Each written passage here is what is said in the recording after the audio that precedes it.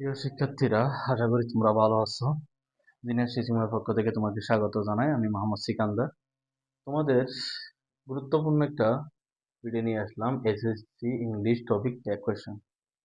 অনেকে tag question দেখে করতে গিয়ে এখনো ভুল করে ফেলো, খুঁটিনাটি বিষয়গুলো, ইজি জিনিসটা পারো না। তোমরা একটু দেখো, আমি এখানে চারটা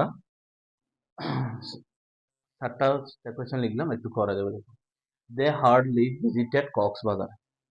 তাহলে এখন আমরা কি করি? এখানে দে হার্ডলি ভিজিটেড, ভিজিটেড আছে, আমরা কি করি? ডিডন্ট করি, ডিড নট দে। দেখো আমরা কি করেছি? Did not they. অনেকে হার্ডলিটা আমরা আর এটা আমরা বুঝি না, হার্ডলিটা কি। তাহলে হার্ডলি মানে কি? খুব কদাচিৎ বোঝায়, কম বোঝায়। তারা খুব কমই কি করেছিল? কক্সবাজার ভ্রমণ করেছিল বা পরিদর্শন করেছিল, ভিজিটেড বেড়াতে গেছিল। তাহলে হার্ডলিটা নেগেটিভ, সেজন্য এখানে ভিজিটেডের জন্য ডিট আসবে আর এখানে নট হবে না।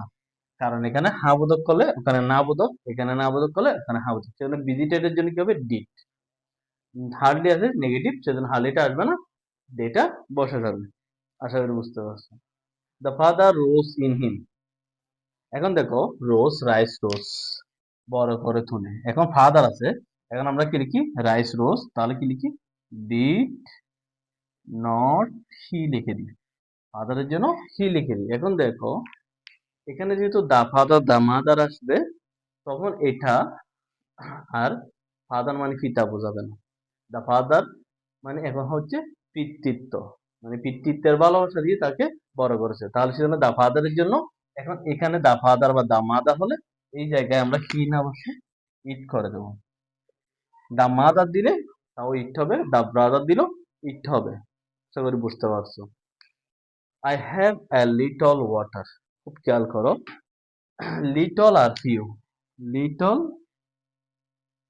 আর ফিউ এটা হচ্ছে নেগেটিভ ওয়ার্ড। আর যখন এ আসবে এর আগে, এটা হচ্ছে পজিটিভ বা অ্যাফার্মেটিভ। লিটল বা ফিউ এটা হচ্ছে অ্যাফার্মেটিভ। তাহলে এখন লিটল আছে, এখন লিটল যখন আছে, তাহলে কি হবে? এখানে হ্যাভ আছে না, তাহলে হ্যাভ বসবে। তাহলে এটা হ্যাঁ বোধক লিটলটা, সেজন্য এখানে না বোধক হবে, নট হ্যাভন্ট আই। ঠিক আছে। এখন I have a little water, তাহলে এটা হচ্ছে হ্যাঁ বোধক, সেজন্য এখানে নট হয়েছে। আর যদি এখানে এটা না থাকতো, তাহলে এটা যদি বাদ দিই, তাহলে এখানে নটটা হবে না। হ্যাভ আই, কারণ এটা হচ্ছে না বোধক। ঠিক তেমনি আই হ্যাভ ফিউ প্যারেন্টস, তাহলে ফিউটা হচ্ছে নেগেটিভ, ফিউটা নেগেটিভ, সেজন্য কি হবে? Have I, have